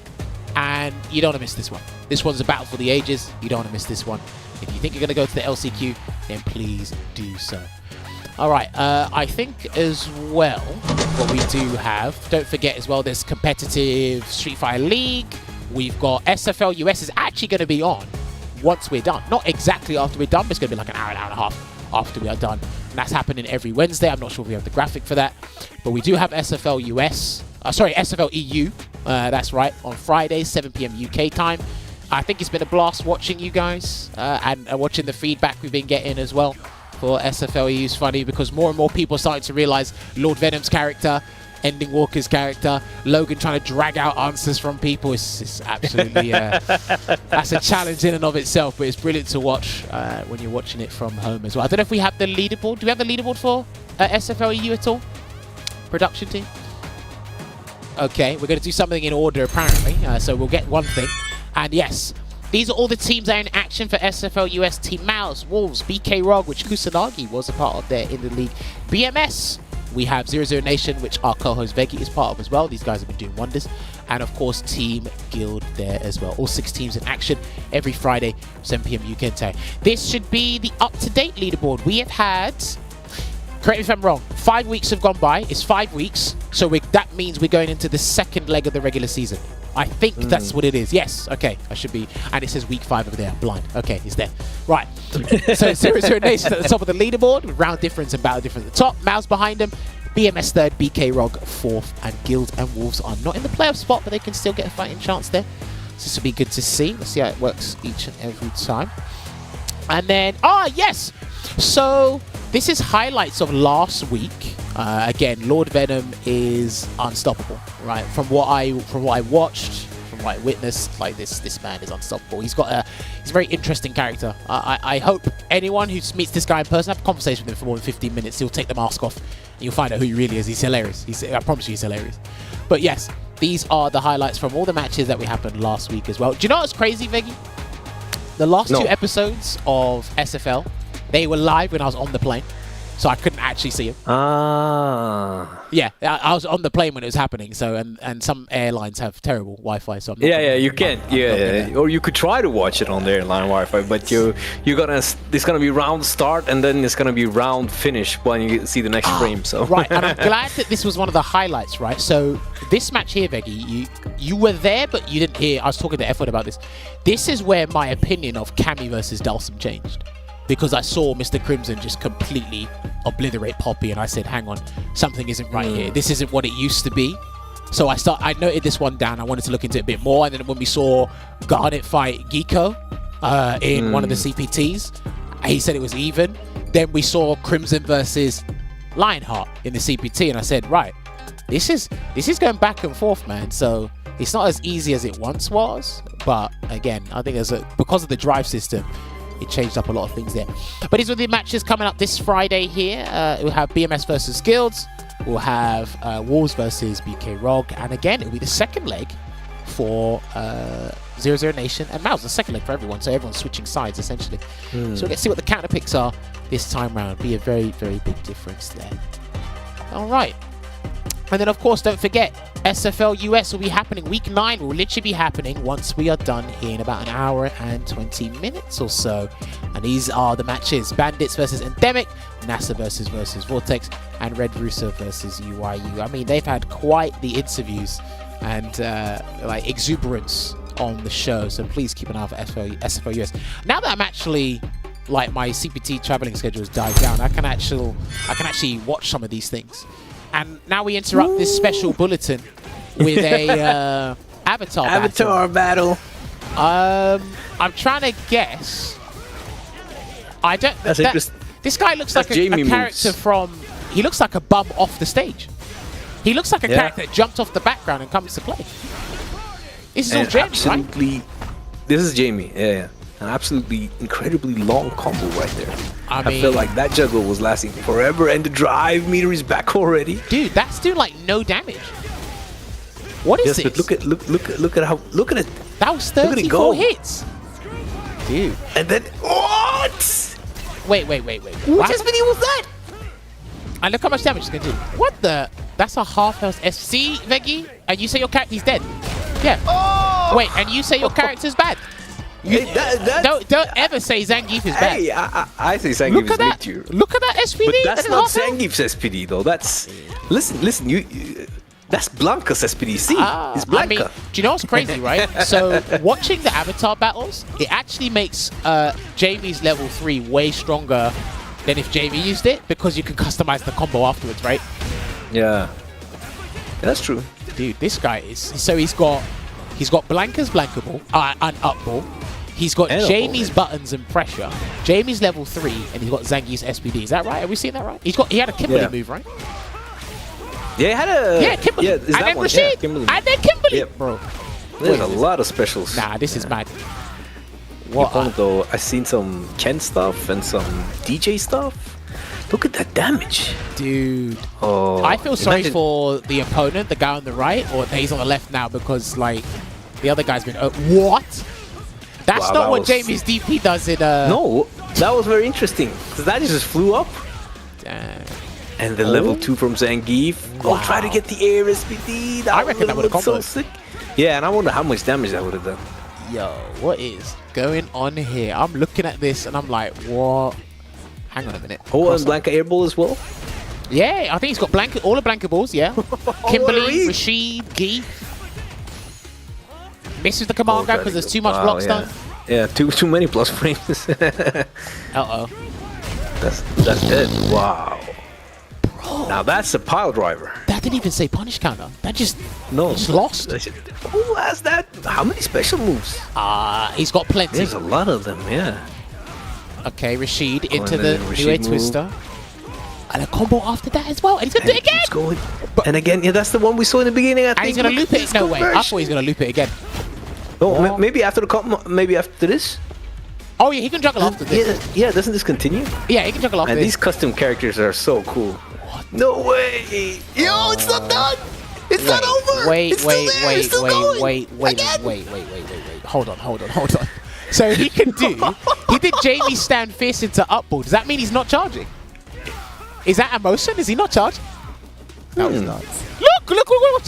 Oh my. What? Maybe just has like amazing execution. Oh, tried to go for the SPD watery. Now we get to see some combos. Yeah, but it's here's the mostly thing, Ken right? moves, it looks like. So yeah, the guy, mostly Ken moves. the guy on the right, his combos look so mundane compared Yeah, to they look normal. Yeah, like normal Jamie combos. wannabe? Yeah. Dry reversal again. He does not want to deal with Jamie. And then look, yeah, Jamie's buttons, Kimberly, Rashid, Geef, and Blanca. Who else did he show? Very interesting. I can't remember who else he showed, but We said Rashid. Blank, yeah. what the Oh, hell? not really. And that was the worst. Pressure. He's not really to play much with the Ken avatar. No. Or the Ken moveset. Oh, he's dead. Yeah, he's done. He's finished. He's finished. Oh, yeah, It's a with- wrap. It's a wrap. It's a wrap. Mate, I couldn't tell you.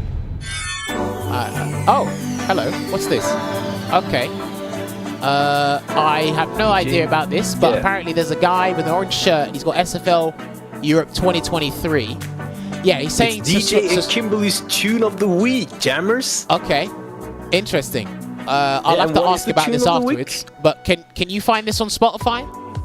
Okay, apparently you can find this on Spotify. Okay, You need to turn it apparently... up, Richard. Tune it up. Turn it up. Well, apparently this track is called The Gallery. Now, you can We need find to it hear on the track, Spotify. You can find the track on Spotify. I don't know if you can listen to the track in the game. I don't know if they put a jukebox in the game, because I think a lot of people would want that jukebox. But yeah, it's called The Gallery. If you got Spotify, load up your Spotify right now. You can go look at it here. But I guess we'll be implementing this into the show as much as we possibly can. Maybe what would make sense, at least in my head, at the top of my head, is put the name of the track in somewhere on the screen so people know, because obviously we're talking over the track. So Yeah, and I can't really hear the track. I can vaguely hear it, but I'm telling people just. Wait, let me hear it. I mean, it's there. Oh yeah. Oh yeah. You can barely hear it. Like, yeah. I mean, it's not loud enough for you to really go. Woo! Yeah. So I am saying. Yes. Sorry. Now I heard it. It's very good. It's a good pick from DJ and Kimberly. Yeah, no, what we'll do in future, well, I'm saying in future, we will say, hey, here's their track of the week, and then we'll put the name of the track, and you can find it on Spotify if you're promoting the Spotify for Street Fighter 6 as well. My apologies. But yes, there is that tune of the week there, so there's a lot of content we're jamming into, no pun intended, jamming into this. But right. I can hear it now. It's really good. Have we got anything else to show? Okay, no, all right, that's completely fine. But yes, we'll bring this back as much as we possibly can. Heck, we might actually throw in some of the character themes, maybe the stage themes as well. We'll see. But there are, I was telling the players before we spoke to them or brought them on the show, there are a lot of tracks in this game that people don't hear because you only go to fighting grounds, hear the training mode, hear your favorite character select intro, and you hear character themes and stage themes. There's actually a lot of other tracks. Richard actually showed me Kimberly's track. There's a lot of really good ones. Yeah. Kimberly's track's got full lyrics on it, and you wouldn't know it was that if you didn't look for it. So, well, yeah, we'll put that in there as well. But yes, that is going to be it from us tonight. Make sure you follow all the social media outlets. Twitch.tv/CatConFire, what was on now. CatConFire on the YouTube channel where you can catch the archives, as well as make sure you tune into everything competitive Street Fighter SFL, CPT, anything under the sun. But yes, the CPTs are coming to a close. We're coming closer and closer to Capcom Cup 10, our first $2 million prize pool for a fighting game. Would you believe it? But it is that festive period. Everyone, enjoy your Christmas holidays. We will sort out when we're going to be on next. I'm not quite sure because I've been back in the country for like 2 days and I'm still jet lagged. But and while Jammerz was gone, it was a mess. We had no control. Everything. I'm just kidding. Damn, I didn't know where he was going with this. It's crazy. So what happened while I was gone? But no. Once again, shout outs to Veggey for putting on tonight's show. He got the players on board and they were great sports about it. I hope you guys enjoyed the GGs. But yes, hopefully we should be back with you very soon in the near future. So until then, take care and enjoy some Street Fighter 6 and enjoy your holidays. We'll see you soon. Enjoy your holidays. See you soon. Bye.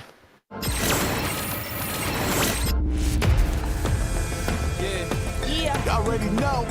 You know what time it is. I belong in the top spot, number one. Hope you ready for the fight. Reign supreme. Put 'em up, let's go.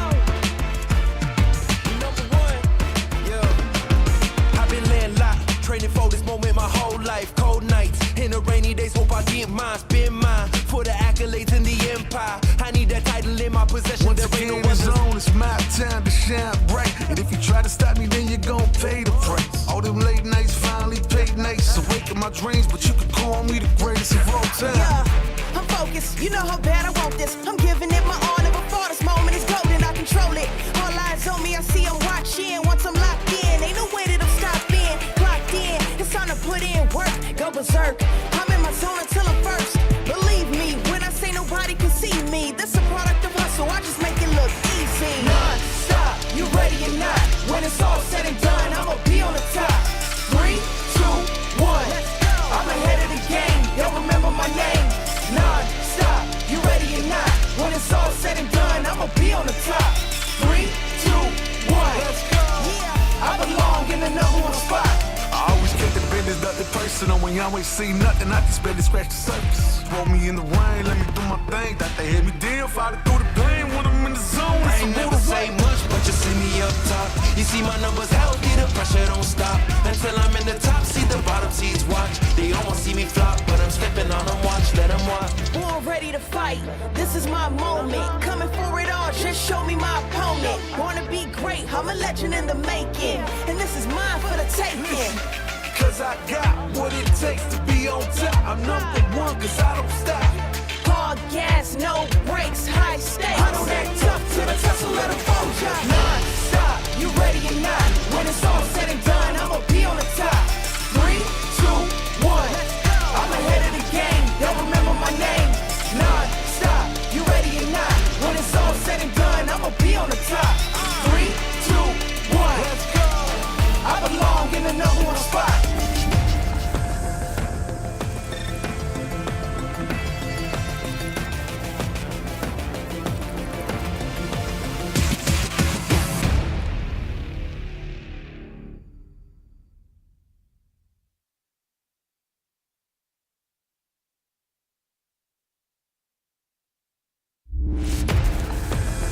Yeah, Y'all already know. you know what time it is. I belong in the top spot, number one. Hope you ready for the fight. Reign supreme. Put 'em up, let's go. Number one, yeah. I've been landlocked, training for this moment my whole life. Cold nights, in the rainy days, hope I get mine. Spend mine for the accolades in the empire. I need that title in my possession. Once There ain't no again, it's others. on, it's my time to shine bright. And if you try to stop me, then you're gon' pay the price. All them late nights finally paid nights. Awaken my dreams, but you can call me the greatest of all time. Yeah, I'm focused. You know how bad I want this. I'm giving it my all, never before this moment is golden. I control it. All eyes on me, I see I'm watching. Once I'm locked in, ain't no way that I'm stopping. Clocked in, it's time to put in work. Go berserk. I'm in my zone until I'm first. Believe me when I say nobody can see me. This a product of hustle. I just make it look easy. Non-stop, you ready or not? When it's all said and done, I'ma be on the top. 3, 2, 1. I'm ahead of the game. Y'all remember my name. Non-stop, you ready or not? When it's all said and done, I'ma be on the top. 3, 2, 1. Let's go. Yeah, I belong in the number one spot. I always kept the business, nothing personal. When y'all ain't see nothing, I just barely scratch the surface. Roll me in the rain, let me do my thing. Thought they hit me down, fighting through the pain. When I'm in the zone, I it's a ain't never motor say way. much, but you see me up top. You see my numbers healthy, the pressure don't stop. Until I'm in the top, see the bottom seeds watch. They almost see me flop, but I'm stepping on them, watch, let them watch. Born ready to fight, this is my moment. Coming for it all, just show me my opponent. Wanna be great, I'm a legend in the making. And this is mine for the taking. Cause I got what it takes to be on top. I'm number one, cause I don't stop. Hard gas, no